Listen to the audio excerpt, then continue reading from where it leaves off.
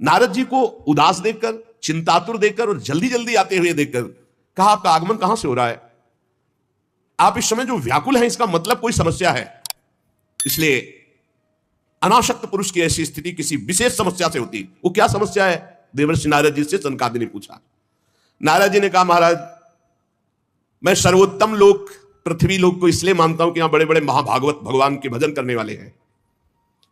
तो मैं पृथ्वी लोक में आया, यहां पुष्कर, प्रयाग, काशी, गोदावरी अर्थात नासिक, हरिद्वार, कुरुक्षेत्र, श्रीरंग, सेतुबंध, कई तीर्थों में मैं विचरण करता रहा, लेकिन मुझे इन सब तीर्थों में जाने पर जो शांति चाहिए वो नहीं मिली। क्यों? क्योंकि इस समय अधर्म के सहायक कलयुग ने सारे तीर्थों में अपना प्रभाव फैला रखा है। मैंने तीर्थों में देखा, देवर्षि नारद जी कह रहे, सत्यम नास्ति तपः शौचम दया दानम न विद्यते उदरम भरणो जीवा वाराकाह कूट भाषण। सत्य नहीं रह गया, तपस्वी, शुद्ध तपस्या, जो बाहर भीतर की पवित्रता, दया, दूसरों के सुख के लिए दान, ये सब जा रहा है कलयुग का प्रभाव। बेचारे जीव केवल कैसे पेट पालन हो, सब असत्यभाषी हो रहे हैं, असत्यभाषी।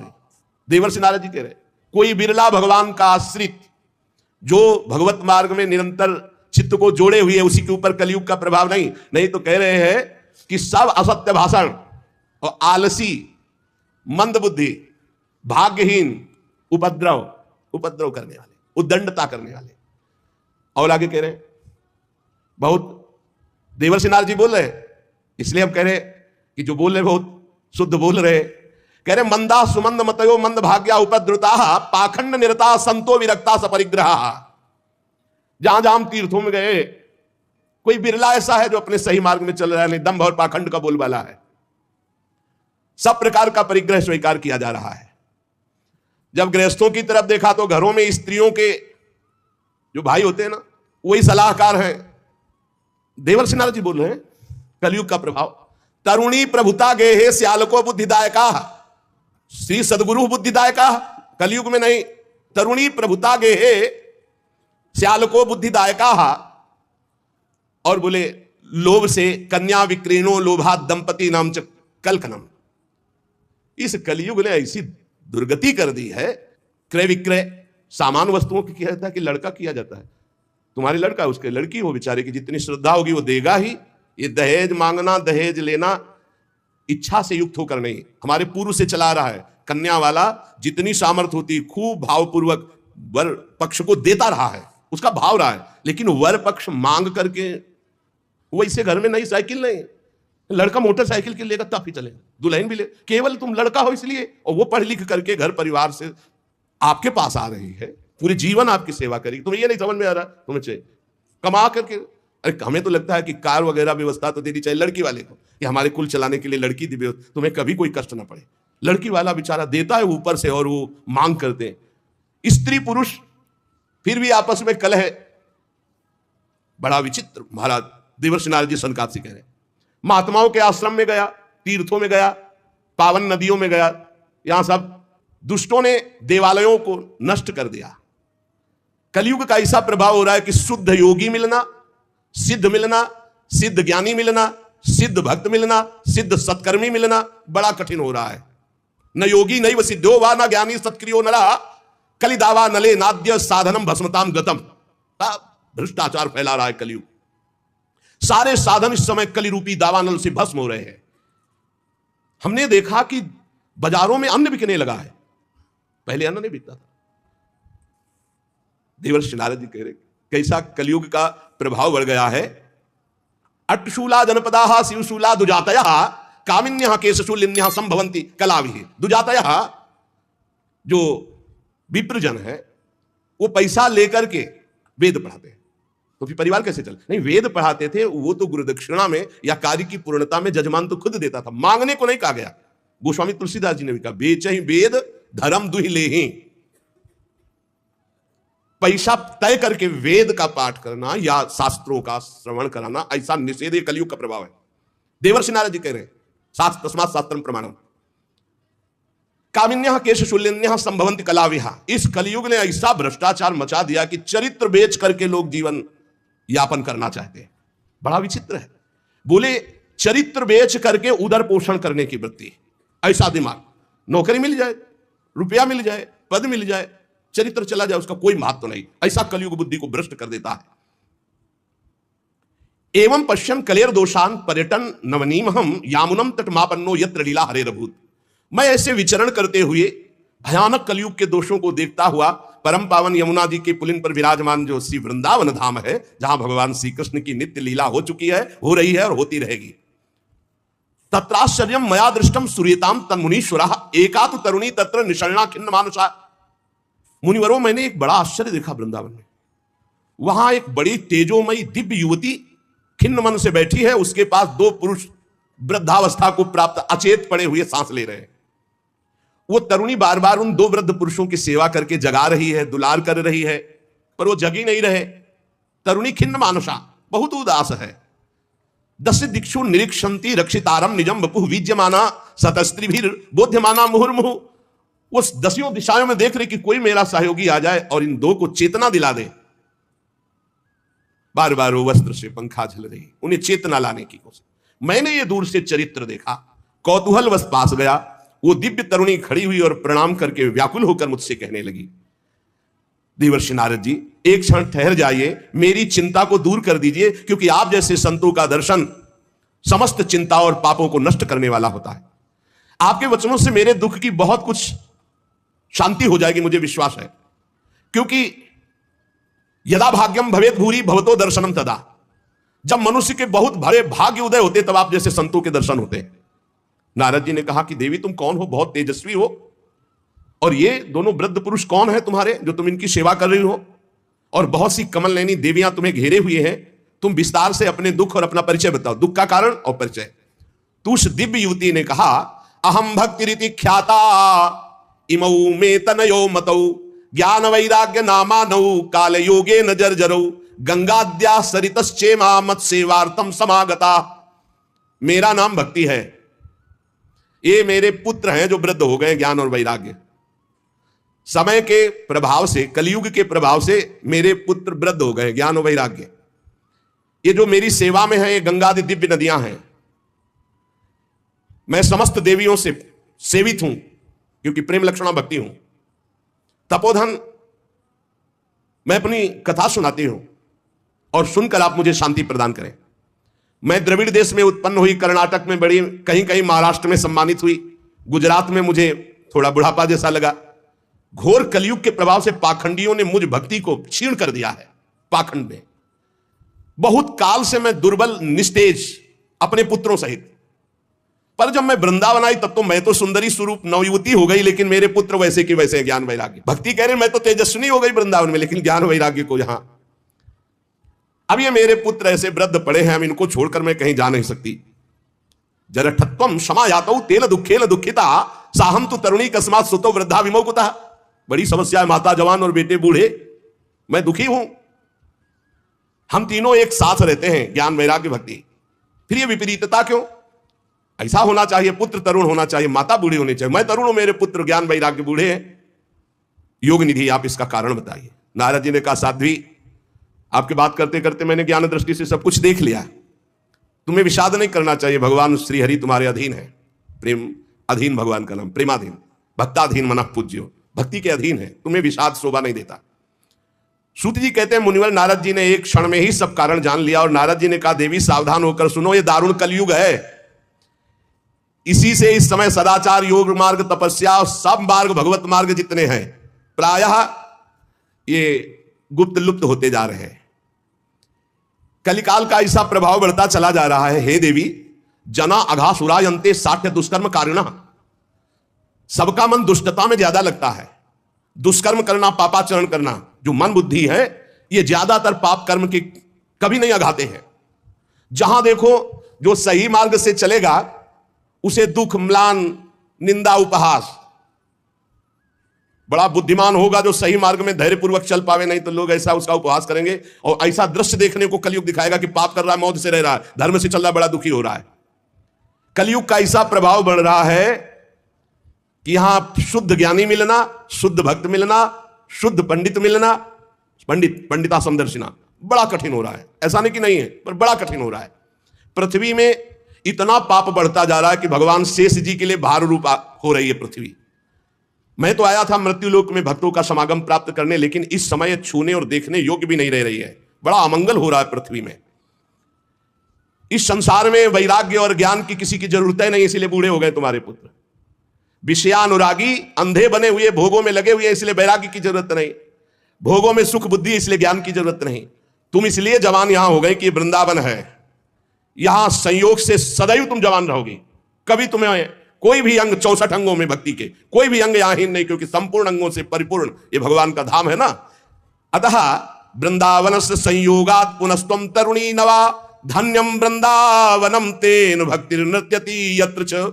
धन्य है वृंदावन, जहां भक्ति सर्वांग पुष्ट होकर नृत्य कर रही। परंतु वृंदावन में भी तुम्हारे पुत्रों को यहां कोई पूछने वाला नहीं, ग्राहक नहीं। अत्रेमौ ग्राहका भावान जरामपि मुंचतः। अभाव है वृंदावन में, ज्ञान वैराग्य को कोई नहीं पूछता। यहां प्रेम लक्षणा भक्ति का ही सारा खेल है, इसलिए इनका बुढ़ापा नहीं छूट रहा।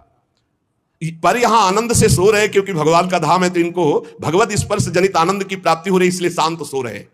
भक्ति ने कहा कि सुना था कि राजा परीक्षित ने देखा था कलयुग को, फिर इस पापी को मार क्यों नहीं डाला, रहने क्यों दिया?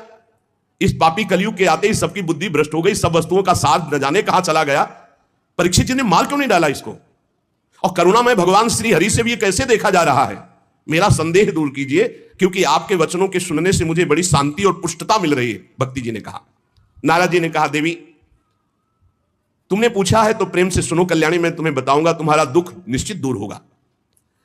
जिस दिन भगवान श्री कृष्ण इस भूलोक को छोड़कर अपने परम धाम को गए, उसी दिन से संपूर्ण साधनों में बाधा डालने वाला एक कलयुग आ गया।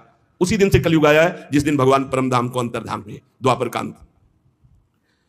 तुमने जो पूछा परीक्षित जी ने मारा क्यों नहीं इस कलयुग को, तो दिग्विजय के समय राजा परीक्षित की दृष्टि पड़ी। जो ही दृष्टि पड़ी कलयुग समझ गए मार डालेंगे, क्योंकि भगवत शक्ति से संपन्न है।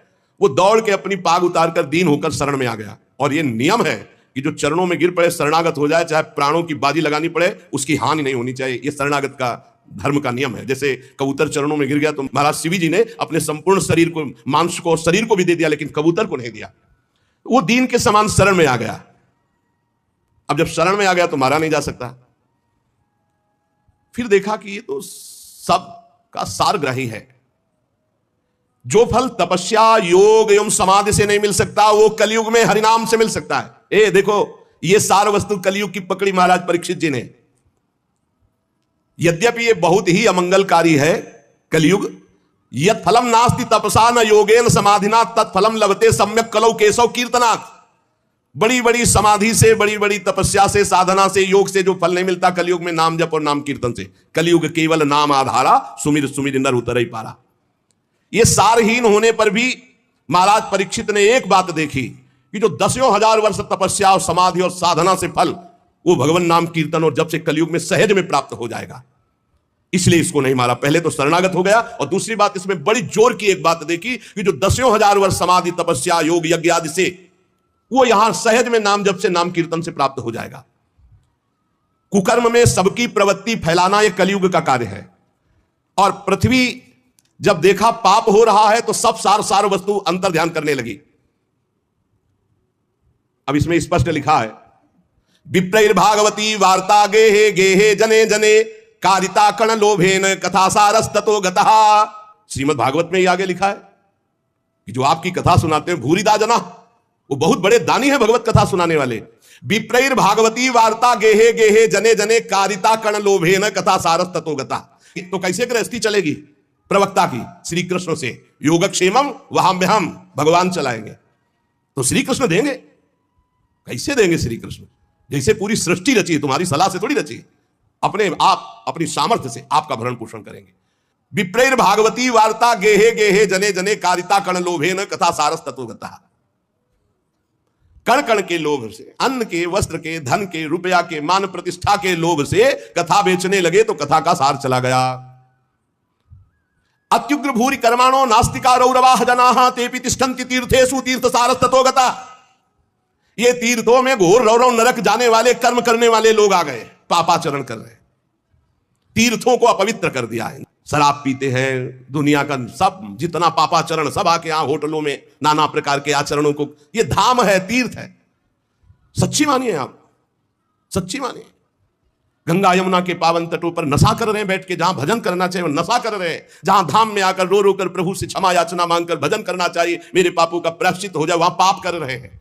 देवर्षि नारद जी कह रहे अत्युग्र भूरि कर्माणो, छोटे मोटे पाप नहीं, बड़े बड़े पाप कर रहे हैं। अत्युग्र भूरि कर्माणो नास्तिका रौरवाह जना, ये सब रौरव नरक जाने वाले अधिकारी लोग। तेपि तिष्ठन्ति तीर्थेषु तीर्थम सारस ततो गता, ये तीर्थों में वास करने लगे तो तीर्थ का महत्व जाने लगा, तीर्थ का सार जाने लगा। काम क्रोध महालोभो तृष्णा व्याकुल चेतसा तेपि तिष्ठन्ति तपसी तपः सारस ततो गता, ये तपस्वी का भेष बनाने वाले, काम क्रोधी लोभ मोह तृष्णा व्याकुल चित्त वाले, ये तपस्या का नाटक करने लगे, इसलिए तपस्या का ढोंग करने से तपस्या का सार चला गया। तो लोभ दंभ और पाखंड का आश्रय लेने से ये संत भेष का महत्व जा रहा है। देवर्षि नारद जी और भक्ति का संवाद हो रहा है। शास्त्र अभ्यास केवल किया जा रहा है, भगवत प्राप्ति के लिए नहीं, विकारों पर विजय प्राप्त करने के लिए नहीं, भगवत ध्यान के लिए नहीं। पंडितास्तु कलत्रेण रमन्ते महिषायु पुत्रस्योत्पादने दक्षा अदक्षा मुक्ति साधने। और न ही वैष्णवता कुत्र संप्रदाय पुरःसरा एवं प्रणयताम प्राप्तो वस्तु सारा स्थले स्थले। जो संप्रदायाचार्य द्वारा सिद्धांत वर्णन की हुई वैष्णवता है, कहीं कहीं किसी में देखी जाती, नहीं तो सब मनमानी आचरण, मनमानी आचरण। इसलिए वैष्णवता का सार लुप्त हो रहा है। कलयुग ने ऐसा पाए जान जगत, हरिवंश महाप्रभु, पाए जान जगत में सब जन कपटी कुटिल कलयुगी टंचु। पुंडरीकाक्ष भगवान सब कुछ देख रहे हैं क्योंकि कलयुग का राज्य है, शासन है उन्हीं के द्वारा। इति तद्वचनम श्रुत्वा विस्मयम परमम गता भक्ति रुचे वचो भूया सूर्यताम तच्च शौनको।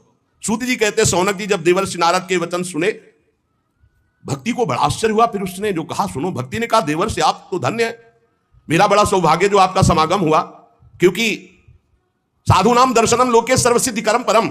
भगवत प्रेमी महात्मा का दर्शन इस समस्त सिद्धियों को प्रदान करने वाला होता है। धन्योस्मि मद भाग्येन समागता। भक्ति कह रही है धन्य है मेरे भाग्य जो समागता, आपका दर्शन हुआ, आपसे संभाषण हुआ, आपका समागम मेरे अहो भाग्य धन्य। स्वयं भक्ति कह रही सुरर्षे त्वम ही धन्योस्मि मद भाग्येन समागता साधु नाम दर्शनम लोके सर्वसिद्धि करम परम। आपका केवल एक बार उपदेश धारण करके कयाधु कुमार प्रहलाद ने भक्ति की ध्वजा फहरा दी, माया पर विजय प्राप्त कर ली। आपका उपदेश प्राप्त करके ध्रुव पद को प्राप्त कर लिया। आप सर्वमंगल में साक्षात श्री ब्रह्मा जी के पुत्र हैं। हे देवर्षि नारद जी, मैं आपको नमस्कार करती हूं। नारद जी ने कहा कि भक्ति तुम खेद में अपने को मत डालो, चिंता तुम मत हो, भगवान श्री कृष्ण के चरण कमलों का चिंतन करो। भगवान की कृपा से सारे दुखों का नाश हो जाता है। दुख नाश का उपाय क्या? भगवान का चिंतन करो। जब दुख आपको घेरने लगे तो और गाढ़ चिंतन करो, दुख से बच जाओगे, वो दुख आप पर प्रभाव नहीं डाल पाएगा। जिन्होंने कौरवों के अत्याचार से द्रौपदी की रक्षा की, गोप सुंदरियों को शनात किया, वो श्री कृष्ण कहीं चले थोड़ी गए। फिर तुम तो भक्ति हो, श्री कृष्ण को प्राणों से भी अधिक प्यारी हो, चाहे जैसा पापी पतित नीच हो। अहो वत्सपतो गरियान यद्दिभ्यागे वर्तते नाम तुभ्यम। सतयुग त्रेता द्वापर इन तीन युगों में ज्ञान वैराग्य और मुक्ति के साधन थे, किंतु कलयुग में तो केवल भक्ति ही ब्रह्म सायुज्य प्राप्त करा सकती, दूसरा कोई साधन नहीं। जैसे अभी कल या परसों में श्री तुलसीदास जी जो वर्णन कर रहे थे कि तीर्थ याग यज्ञ व्रत आदि, अब नहीं समय रह गया इनके द्वारा भगवत प्राप्ति। ये सोचकर ही परमानंद चिन्ह मूर्ति ज्ञान स्वरूप श्री हरि ने अपने सत स्वरूप से तुम्हें रचा है। तुम साक्षात श्री कृष्ण की परम प्रिय हो, परम सुंदरी हो।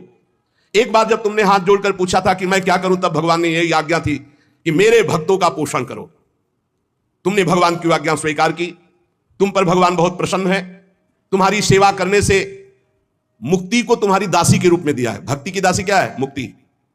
ज्ञान वैराग्य तुम्हें पुत्र रूप में दिए। वैसे तो तुम साक्षात भगवान के समीप रहती हो, पर कभी कभी भूतल पर अपने भक्तों का पोषण करने के लिए तुम भ्रमण करती हो। कहां समीप रहती? भगवान के धाम में, यहां नित्य शाश्वत प्रेम लक्षणा भक्ति विराजमान रहती है। तुम मुक्ति रूपी दासी, ज्ञान वैराग्य रूपी पुत्र को लेकर पृथ्वी तल पर सतयुग से द्वापर पर्यंत बड़े आनंद से रही, पर कलयुग में तुम्हारी दासी मुक्ति पाखंड रूप रोग से पीड़ित होकर क्षीण हो गई, इसलिए वो तो भगवान के पास चली गई। अब जब भगवान जिसको मुक्ति देंगे वही मुक्त हो सकता है। अब इस लोक में तुम्हारे पास बचे ज्ञान और वैराग्य, वो बूढ़े हो चुके हैं, ज्ञान वैराग्य काम नहीं कर रहा, पर वो तुम्हारे पास ही हैं। कलयुग के कारण तुम्हारे पुत्र उत्साहहीन वृद्ध हो गए हैं, पर चिंता मत करो, मैं संकल्प लेता हूं इनका नव जीवन, ज्ञान वैराग्य को मैं जागृत करूंगा। सुमुखी, कलयुग में बहुत बड़े दोष हैं, पर कलिना सदशा कोपि युगो नास्ति वरानने तस्मिन् त्वां स्थापयिष्यामि गेहे गेहे जने जने। इसमें बड़ा भारी गुण है, भगवान के नाम कीर्तन से परम पद प्राप्त होता है। मैं घर घर में भक्ति का स्थापन करूंगा, तुम चिंता मत करो। देखो, अन्य सब धर्मों को दबाकर भक्ति विषयक महोत्सवों को यदि आगे ना रखूं, घर घर में तुम्हारा प्रचार न कर दूं, तो मैं भगवान श्री हरि का दास नहीं। तुम निश्चिंत हो जाओ। तला ना हम हरे दासो लोके त्वाम न प्रवर्ते। अगर भक्त ये कभी कह दे तो निश्चिंत हो जाना, तो वो करे ना करे, उसका जो संबंध हुआ उससे हरि कर देंगे। अपनो परण विसार भगत को पूरो परण निभाओ। अगर कभी भक्त उत्साह में आकर कह दे कि जा तुम्हारा परम कल्याण निश्चित है, नहीं तो मैं भगवान का दास नहीं, परम कल्याण निश्चित है, तुम बेपरवाह हो जाओ, कौन हो, कहां के हो, कैसे हो, इससे मतलब नहीं। अपनो परण विसार भगत को पूरो परण। देवर्षि नारद जी ने कहा तदा ना हम हरे दासो लोके त्वाम न प्रवर्तते। मैं भगवान का दास नहीं कहलाऊंगा अगर घर घर में तुम्हारी स्थापना न कर दे। इस कलयुग में जो जीव तुमसे युक्त होंगे, वो चाहे जितने बड़े पापी हों, वो भगवान श्री कृष्ण के अभय धाम को प्राप्त होंगे।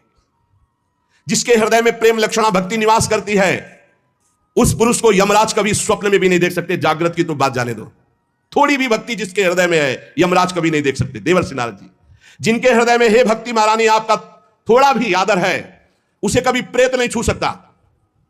पक्की बात, ये विश्वास करो, ध्यान पूर्वक सुनो। एसाम चित्ते वासुदेव भक्ति, थोड़ी भी जो सर्वदा प्रेम रूपिणी नाते पश्यंत कीनासम स्वप्ने अमल मूर्ते, जो यमराज है वो स्वप्न में भी उसे नहीं देख सकते, जिसके हृदय में भगवान श्री हरि की भक्ति है, वसेत भक्ति, वासुदेव भक्ति। और बड़ी हिम्मत से ये बात पकड़ लो कि तुम्हें कभी कोई प्रेत छू नहीं सकता। न प्रेतो न पिशाचो वा राक्षसो वासुरोपि वा भक्ति युक्त मनस्का नाम स्पर्शेन न प्रभुर भवेत। स्पर्श नहीं कर सकता है, पक्की बात है, ये हमने देखा है, आगे पीछे चलते देखा है, थोड़ा भय प्रदान करते देखा है, लेकिन छुआ नहीं आज तक। गंगा के किनारे स्मशान में पूरी रात, क्या पता कि आगे क्या है, पर कभी शरीर को कोई चोट पहुंचाई हो या स्पर्श किया हो, आज तक कभी हिम्मत नहीं पड़ी। अपना कल्याण करने के लिए भक्तों का दर्शन, भक्तों से संभाषण हो, लेकिन अमंगल नहीं कर सकते। बैठा लो, गले में कंठी बंधी है, भगवान का नाम चल जपते हो, कभी कोई प्रेत तुम्हें छू नहीं सकता। डरना मत। प्रेत योनि होती है, ऐसा नहीं कि नहीं होती, 84 लाख योनियों में है, इसी में प्रसंग में आएगा आगे चल करके। ना प्रेतो ना पिशाचो वा राक्षसो वा असुरोपि वा, ना कोई राक्षस, ना कोई असुर, ना कोई पिशाच, ना कोई प्रेत। जिसके हृदय में भगवान की भक्ति है, गले में कंठी है, नाम जप, ये कभी स्पर्श नहीं कर सकते। जिनके हृदय में भक्ति महारानी का थोड़ा भी निवास है, प्रेत पिशाच राक्षस दैत्य स्पर्श भी नहीं कर सकता। भगवान तपस्या वेदाध्ययन ज्ञान और कर्म आदि के साधन से वश में नहीं किए जा सकते, वो केवल भक्ति से ही वशीभूत होते। इसमें गोपीजन प्रमाण है। ना तपोभिर न वेदैश्च न ज्ञाने नापि कर्मणा हरिर ही साध्यते भक्त्या प्रमाणम तत्र गोपिका। ये जो भगवत चर्चा, धाम आना, सत्संग सुनना, नाम जप करना, भगवान की भक्ति में बोले नृणाम जन्म सहस्त्रेण भक्तो प्रीतिर ही जायते कलौ भक्तिर भक्त्या कृष्ण पुनः स्थिता। जब हजारों जन्मों के तपस्या और पुण्य एकत्रित होते हैं, तब भगवान के नाम रूप लीला धाम में भक्ति होती है। कलयुग में केवल भक्ति, केवल भक्ति, केवल भक्ति से ही श्री कृष्ण चंद्र का साक्षात दर्शन पाया जा सकता है। केवल भक्ति से भगवत धाम की प्राप्ति। जो लोग भक्ति की अवहेलना करते हैं, भक्ति द्रोह करा ये ते सीदंत जगत त्रय दुर्वासा दुखमापन्ना पुरा भक्ति विनिंदका। जो लोग भक्ति से द्रोह करते हैं, भक्त से द्रोह करते हैं, वो चाहे दुर्वासा जैसे तपस्वी क्यों न, तीनों लोक में भारी दुख ही दुख पाएंगे। बस बस अलम व्रतैरलम तीर्थैरलम योगैरलम मकई अलम ज्ञान कथा लापैर भक्ति रेकैव मुक्तिदा। बस बस बस व्रत से, तीर्थ से, योग से, यज्ञ से, ज्ञान चर्चा से भगवत प्राप्ति नहीं। कलिकाल है, एकमात्र भक्ति से ही परम मोक्ष, परम पद जो चाहोगे वो प्राप्त हो जाएगा। सूत जी कहते हैं, इस प्रकार नारद जी के श्रीमुख से जब भक्ति का महात्म, भक्ति महारानी और पुष्ट हो गई। अहो नारद धन्योषि प्रीतिस्ते मयि निश्चला ना कदाचित विमुंचामी चित्ते स्थास्यामि सर्वदा। नारद जी आप धन्य हैं, आपकी मुझ में निश्चल प्रीति है, मैं सदा आपके हृदय में वास करती हूं, मैं कभी आपको छोड़कर एक क्षण भी नहीं जा सकती। साधु आप बड़े कृपालु हैं, आपने अपने क्षण भर की वार्ता से मेरे सारे दुख दूर किए, पर मेरे पुत्रों में चेतना नहीं आई, अभी तो वृद्ध ही है। आप कृपा करो मेरे पुत्र में भी चेतना आ जाए, ज्ञान वैराग्य में। भक्ति के वचन सुनकर नारद जी को बड़ी करुणा आई और उन्होंने हाथ से ऐसे पकड़कर जगाने लगे कि भाई ज्ञान उठो, वैराग्य उठो। बहुत जोर लगाया लेकिन नहीं उठे। तब वेदांत तो सुनाया, वेदांत घोष, फिर गीता पाठ सुनाया, फिर वो कुछ जमाई लेते हुए उड़ा ऐसे, लेकिन जगे नहीं, ना गीता पाठ से ना वेदांत घोष से। नारद जी ने देखा कि जमाई ले रहे, थोड़ा नेत्र उठा रहे, बस फिर वैसे ही सो गए। उन्होंने सोचा क्या किया जाए, वेदांत से नहीं जग रहे, गीता से नहीं जग रहे, ज्ञान वैराग्य, बड़े दुर्बल, केस सफेद, अस्थि मात्र हुए रहे शरीर, मतलब एकदम निस्तेज। नारद जी ने सोचा मुझे क्या करना चाहिए, कैसे इनकी वृद्धावस्था जाए, कैसे ये जगे ज्ञान वैराग्य। भगवान का स्मरण करने लगे, हे भगवान मुझे उपाय बताओ ज्ञान वैराग्य को जगाने का। उसी समय आकाशवाणी हुई, हे नारद जी खेद मत करो, तुम्हारा उद्योग निसंदेह सफल होगा। देवर्षि तुम इनके लिए एक महान सत्कर्म करो, और वह सत्कर्म क्या है तुम्हें संत शिरोमणि बताएंगे। आकाशवाणी बस इतना बोली, तुम धन्य हो, तुम इनके लिए सत्कर्म करो, तुम्हारा उद्योग सफल होगा, और वो सत्कर्म कोई संत महापुरुष बताएंगे। आकाशवाणी साफ साफ सुनाई दी थी। नारद जी को बड़ा विस्मय हुआ, वो कहने लगे कि आकाशवाणी भी हुई और कुछ आशय भी नहीं समझा, कहा संत शिरोमणि कहेंगे, वो कहां है संत शिरोमणि, हम किसको खोजें। आकाशवाणी ने भी बात गुप्त ही कही, वो कौन सा साधन है, वो कौन से संत शिरोमणि है जो मुझे बताएंगे, वे संत कहां मिलेंगे। अब आकाशवाणी ने जो कहा मुझे करना चाहिए, खोज करना चाहिए संत शिरोमणियों की। शौनक जी तब ज्ञान वैराग्य दोनों को वहीं छोड़कर नारद मुनि वहां से चले और प्रत्येक तीर्थों में जा जाकर संतों से पूछते, उनकी बात संत जन सुनते। उन्होंने बताया कि असाध्य है रोग, जब आप जैसे महापुरुष गीता सुना रहे हो, वेदांत सुना रहे हो, ज्ञान वैराग्य नहीं जग रहे, तो असाध्य ही है। कोई नारद जी के सामने नमन किए, मौन चल दिए, उत्तरे नहीं दिए। अब जहां जहां संतों में जाते तो संत जन यही कहते कि भाई सब संतों से बड़े तो नारद जी हैं, और जब नारद जी वेदध्वनि, वेदांत घोष और गीता पाठ बार बार सुनाया और ज्ञान वैराग्य नहीं जगाए जा सके, तो फिर और क्या हो सकता है। नारद जी तो स्वयं महाभागवत योगी राज हैं, दूसरे संत तो कैसे बताए। जब बहुत पूछा लेकिन सबने कहा दुस्साध्य है। नारद जी बहुत चिंतातुर हुए और बदरी वन में आए। ज्ञान वैराग्य को जगाने के लिए निश्चय किया कि मैं यहां कठोर तपस्या करूंगा। इसी समय भगवान की प्रेरणा से करोड़ों सूर्यों के समान तेजस्वी सनक सनंदन सनातन सनत कुमार दिखाई दिए। नारद जी बहुत आनंदित हुए, परस्पर नमस्कार हुआ। नारद जी ने कहा, महात्माओं इस समय बड़े भाग्य से मेरा आप लोगों के साथ समागम हुआ, आप मुझ पर कृपा करके शीघ्र वो साधना बतलाइए। आप सभी लोग बड़े योगी बुद्धिमान विद्वान हैं, आप देखने में 5-5 वर्ष के बालक से जान पड़ते हैं, किंतु हैं सबके पूर्वजों के पूर्वज। आप सदैव वैकुंठ धाम में निवास करते हैं और निरंतर हरिनाम कीर्तन करते रहते हैं, भगवान लीलामृत का रसास्वादन करके उन्मत्त रहते हैं। भगवान की चर्चा ही आपका जीवन है। सदा वैकुंठ निलया हरि कीर्तन तत्पराः लीलामृत रसोन्मत्ताः कथा मात्रैक जीवना। कथा ही आपका जीवन है और हरि कीर्तन अमृत का, लीलामृत का पान करके उन्मत्त बने रहते हैं। और हर समय हरि शरण में वही नित्यम ऐसा मुखे वचः अतः काल समादिष्टा जलायुष्मान न बाधते। हर समय आपके मुख से निकलता रहता है हरि शरणम हरि शरणम हरि शरणम। इस महामंत्र के कारण काल प्रेरित वृद्धावस्था आपको छू नहीं सकती। हरि शरणम, आपको कोई बाधा नहीं पहुंचा सकता। किसी भी लोक में आप कहीं भी जा सकते हैं। आपके भ्रूभंग मात्र टेढ़ी होने पर भगवान के द्वारपाल जय विजय तुरंत पृथ्वी लोक में गिर पड़े थे और आपकी ही कृपा से पुनः वैकुंठ लोक पहुंचे। धन्य हो गया मैं जो आज आपका दर्शन हुआ। मैं बहुत दीन हूं, आप लोग स्वभाव से दयालु हैं, इसलिए मुझ पर आपको अवश्य कृपा करनी चाहिए। बताइए आकाशवाणी ने जो कहा वो कौन सा साधन है, मुझे क्या अनुष्ठान करना चाहिए, ज्ञान और वैराग्य किस प्रकार जागृत हो और भक्ति सुखी हो जाए, सब में भक्ति ज्ञान वैराग्य की प्रतिष्ठा हो, ऐसा कौन सा साधन है। सनक सनंदन सनातन सनत कुमार चारों ऋषियों में से बोले, देवर्षि आप चिंता मत करो, पहले तो प्रसन्न हो जाओ। उनके उद्धार का एक सरल उपाय पहले से विद्यमान है। नारद जी धन्य है उसका जीवन जो परोपकारी जीवन है, दूसरे के लिए। आप विरक्तों में शिरोमणि हैं, श्री कृष्ण दासों के शाश्वत पथ प्रदर्शक हैं, भक्ति योग के भास्कर हैं। आप भक्ति के लिए जो उद्योग कर रहे हैं आपके लिए कोई आश्चर्य की बात नहीं समझनी चाहिए। भगवान के भक्त के लिए तो भक्ति की सम्यक स्थापना करना सदा उचित है। ऋषियों ने संसार में अनेकों मार्ग प्रकट किए हैं, किंतु सभी कष्ट साध्य है और परिणाम में बहुत ब्रह्मा द्वारा रचे हुए लोगों की ही प्राप्ति कराने वाले हैं। भगवान की प्राप्ति कराने वाला मार्ग तो बड़ा गुप्त है, उसका उपदेश करने वाला पुरुष भी बड़े भाग्य से प्राप्त होता है। आपको आकाशवाणी ने जिस सत्कर्म का संकेत किया है उसे हम बतलाते हैं, आप प्रसन्न और समाहित चित्त होकर सुनिए। नारद जी द्रव्य यज्ञ, तपोयज्ञ, योग यज्ञ और स्वाध्याय रूपी ज्ञान यज्ञ, ये सब तो लोक लोकांतर की प्राप्ति कराने वाले हैं, महालोक तप लोक जनलोक स्वर्गलोक आदि। लेकिन ये जो भगवत चर्चा रूपी महान सत्कर्म है, ये मोक्ष प्रदान करता है, प्रेम प्रदान करता है। भगवान की जो दिव्य चर्चाएं हैं, जिसे परमहंस श्री सुखदेव जी ने गान किया है, जब संपूर्ण भागवत की चर्चा ज्ञान और वैराग्य भक्ति को सुनाई जाए तो तत्काल इनको बल मिलेगा, इनका कष्ट चला जाएगा और ये आनंद से उन्मत्त होकर नृत्य करेंगे। सिंह की गर्जना सुनकर जैसे भेड़िए भाग जाते हैं, ऐसे भगवान की चर्चा सुनकर कलयुग के दोष नष्ट हो जाते हैं, कलयुग भयभीत होकर भाग जाता है। प्रेम रस प्रवाहित करने वाली भक्ति, ज्ञान और वैराग्य सबके हृदयों में जागृत हो जाएगी जो भगवान की चर्चा सुनेंगे। नारद जी ने कहा कि मैंने वेद वेदांत की ध्वनि की, गीता पाठ बार बार किया, फिर भी भक्ति ज्ञान वैराग्य तीनों नहीं जगे, तो महाराज श्रीमद् भागवत सुनाने से कैसे जग जाएंगे? क्योंकि कथा के प्रत्येक श्लोक प्रत्येक पद में वेदों का ही तो सारांश है। आप लोग शरणागत वत्सल, आपका दर्शन कभी व्यर्थ नहीं जाता, इसलिए मेरा संदेह दूर कीजिए। शनकादि ने कहा श्रीमद् भागवत की कथा वेद उपनिषदों का सार है, इसलिए उनसे अलग उनकी फल रूपा होने के कारण बड़ी उत्तम है। जिस प्रकार रस वृक्ष की जड़ से लेकर शाखा पर्यंत रहता है किंतु उसका स्वाद नहीं लिया जा सकता, वही जब अलग फल रूप में आता है तो उसका स्वाद लिया जाता है।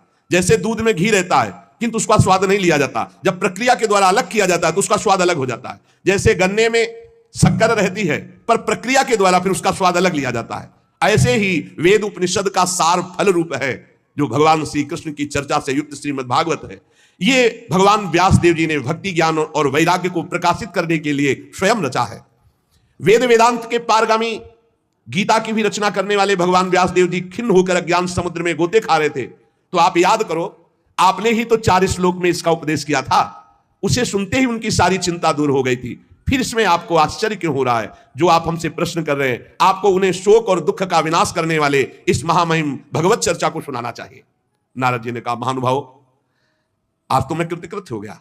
आपका दर्शन जीव के संपूर्ण पापों को तत्काल नष्ट कर देता है। जो संसार दुख रूप दावानल से तपे हुए हैं उन पर शीघ्र ही शांति की वर्षा हरि जब करते हैं तो आप जैसे महात्माओं का दर्शन हो जाता है। आप निरंतर भगवान शेष जी के सहस्त्र मुखों से गाए हुए भगवत कथा अमृत का पान करते रहते हैं। मैं प्रेम लक्षणा भक्ति का प्रकाश करने के उद्देश्य से आपकी शरण लेता हूं। जब अनेकों जन्मों के संचित पुण्य पुंज का उदय होता है तो मनुष्य को सत्संग मिलता है। भाग्योदयेन बहुजन्म समर्जितेन सत्संगमं च लभते पुरुषो यदा वै अज्ञान हेतु कृत मोह मदांधकार नाशम विधाय ही तदोदयते विवेका। अनेकों जन्मों के जब पुण्य एकत्रित होते तब सत्संग मिलता है, और जब सत्संग मिलता है तब अज्ञान जनित मोह मद रूप अंधकार का नाश होकर विवेक उदय होता है, और जब विवेक उदय होता है तो भगवान से प्रेम होता है, जब अविवेक होता है तो संसार से प्रेम होता है। नारद जी, अब मैं भक्ति ज्ञान और वैराग्य को स्थापित करने के लिए प्रयत्न करूंगा। परमहंस शिरोमणि श्री सुखदेव जी के कहे हुए भागवत शास्त्र की कथा द्वारा उज्जवल ज्ञान यज्ञ करूंगा। यह यज्ञ मुझे कहां करना चाहिए, आप इसके लिए कोई स्थान बतला दीजिए। आप लोग वेद के पारगामी विद्वान हैं, इसलिए मैं सुख शास्त्र की महिमा सुनना चाहता हूं। इसकी विधि क्या है, कितने दिनों में सुने, कृपा करके बताइए। जब नारद जी ने ऐसा कहा तो शनकादि बोले आप बड़े विनीत हैं, क्योंकि सब जानते हुए आप पूछ रहे हैं, सर्वज्ञ हैं आप, पर आप पूछ रहे हैं इसलिए हम आपको ये बातें बता रहे हैं। इस समय हरिद्वार के पास आनंद नामक एक घाट है, बड़ा शांत है, एकांतिक है, ब्रह्म ऋषियों द्वारा सेवित है, देवता सिद्ध लोग वहां सेवन करते हैं, भांति भांति के वृक्ष और लताएं हैं, और वहां कोमल नवीन बालू बिछी हुई है, बड़ा सुरम्य एकांत प्रदेश है। हर समय गंगा जी की कलरव और सुगंध जो कमलों की है वो वायु लाती रहती है। हमें लगता है वहीं इस ज्ञान यज्ञ का आरंभ किया जाए, आनंद घाट में। कथा में अपूर्व रस आता है जब एकांत शांत भागवतिक स्थान हो। हमने देखा है कथा का प्रभाव, और आप देख लीजिएगा, एक बार केवल अनुष्ठान होने दीजिए और आपके सामने निर्बल जरा जीर्ण अवस्था में पड़े हुए ज्ञान वैराग्य यदि नृत्य न करने लगे तो कहना। भक्ति अपनी आंखों के सामने ही देखेगी, वो भी नृत्य करेगी, उनके पुत्र भी नृत्य करेंगे। कथा के शब्द पढ़ते ही ज्ञान और वैराग्य तरुण हो जाएंगे। नारद जी के साथ सनकादि तुरंत वहां से पहले कथा स्थान आनंद घाट गंगा जी के तट पर गए। यहां यमुना जी के पावन तट परम पावन महामहिम वृंदावन की भूमि में इससे बराबर वो हरिद्वार है, हरिघर है, ले ये हरिघर है, वो द्वार है। द्वार से जिस समय तट पर पहुंचे तो सर्वत्र सिद्धों ने ये सूचना पहुंचा दी कि बहुत बड़ा ज्ञान यज्ञ होने वाला है। तो भगवान के रस के जो रसिक जन हैं, भक्तजन हैं, प्रेमी जन हैं, वो सब एकत्रित होने लगे। भृगु जी, वशिष्ठ जी, च्यवन जी, गौतम जी, मेधातिथि, देवल, देवराज, परशुराम, विश्वामित्र, साकल, मार्कंडे, दत्तात्रेय, पिप्पलाद, योगेश्वर, भगवान व्यास, पराशर, छायासुख, जाजल, जन्हू आदि बड़े बड़े मुनि अपने अपने शिष्यों के साथ परिकर के साथ वहां एकत्रित होने लगे। इसके सिवा मूर्तिमान होकर वेद, उपनिषद, मंत्र, तंत्र, सत्रह पुराण, छहो शास्त्र ये सब वहां उपस्थित हुए, क्योंकि सनकादि आदि महापुरुषों के द्वारा भगवत चर्चा। गंगा आदि नदियां, पुष्कर आदि सरोवर, कुरुक्षेत्र आदि समस्त क्षेत्र, सारी दिशाओं के दंडक वन, हिमालय आदि के जितने भी ऋषि मुनि सब आकर के एकत्रित होने लगे। सिद्धों ने बात फैला दी, भगवान की अमोघ चर्चा होने वाली है हरिद्वार में आनंद घाट पर और बड़े महापुरुषों के द्वारा, इसलिए सब कथा का आनंद लें। तब कथा सुनाने के लिए दीक्षित होकर श्री कृष्ण परायण सनकादि नारद जी के दिए हुए श्रेष्ठ आसन पर विराजमान हुए। सभी ऋषि मुनि देवताओं सबने उनकी वंदना की। श्रोताओं में वैष्णव, विरक्त, सन्यासी, ब्रह्मचारी ये आगे बैठे। सबके आगे देवर्षि नारद जी, एक और ऋषिगण, एक और देवतागण, एक और वेद उपनिषद, एक और तीर्थ और दूसरी ओर जन साधारण स्त्री पुरुष, ये सब ऐसे विभाग करके कथा सुनने के लिए विराजमान हुए। उस समय बड़ी जोर की पुष्प वर्षा हुई आकाश से, जय जयकार, नमस्कार और शंखों की ध्वनि होने लगी। फूलों की वर्षा, जो विमान पर चढ़कर देवता लोग सब ऋषियों के ऊपर कल्पवृक्ष के फूल बरसा रहे थे। सनकादि ऋषि महात्मा नारद को भगवत चर्चा का महात्म्य स्पष्ट करके सुनाने लगे। सनकादि ने कहा, हम आपको इसकी पहले महिमा सुनाते हैं। जो इसको श्रवण कर ले एक बार सही ढंग से, उसकी मुक्ति निश्चित हो जाएगी। कोई भी हो, एक बार पूरी सम्यक 18,000 श्लोक सुन ले तो निश्चित उसको भगवत प्राप्ति हो जाएगी। पहला ये श्रवण का फल है, तुम्हारी समझ में आवे ना आवे, एक बार आपने ध्यान से भगवत चर्चा सुनी सम्यक, तो इसका फल है कि अंततो गत्वा तुम्हारा कल्याण हो जाएगा। और कहीं ध्यान देकर सुना तो प्रेम लक्षणा भक्ति जागृत हो जाएगी, जो मोक्ष को भी लघु करने वाली है। इसलिए इस कथा का सावधान होकर के आस्वादन करना चाहिए। जो पूरी कथा सुन लेगा तो श्रवण मात्र से श्री हरि हृदय में आकर विराजमान हो जाएंगे, हरि जागृत हो जाएंगे। भय प्रकट कृपाला, अभी यहां 3 गुणों का पर्दा लगाकर आनंद ले रहे, सो रहे, फिर वो जग जाएंगे, पर्दा हट जाएगा और भय प्रकट कृपाला, तो हमें हृदय में ही साक्षात्कार हो जाएगा। यस्या श्रवण मात्रेण हरिश्चित्तम समाश्रयेत। इसमें 18,000 श्लोक, 12 स्कंद, श्री सुखदेव और राजा परीक्षित का संवाद। ये जीव तभी तक अज्ञानवश इस संसार चक्र में भटकता रहता है जब तक उसे भगवान की चर्चा सुनने को नहीं मिलती। जहां भगवान की चर्चा सुनने को मिली, मोह का नाश हुआ और भगवान की तरफ दौड़ पड़ता है। श्री सनकादि इस महामहिम भगवत शास्त्र की महिमा का वर्णन करते हैं। सुश्रेष्ठ चर्चा आगे। श्री राधा वल्लभ लाल की जय।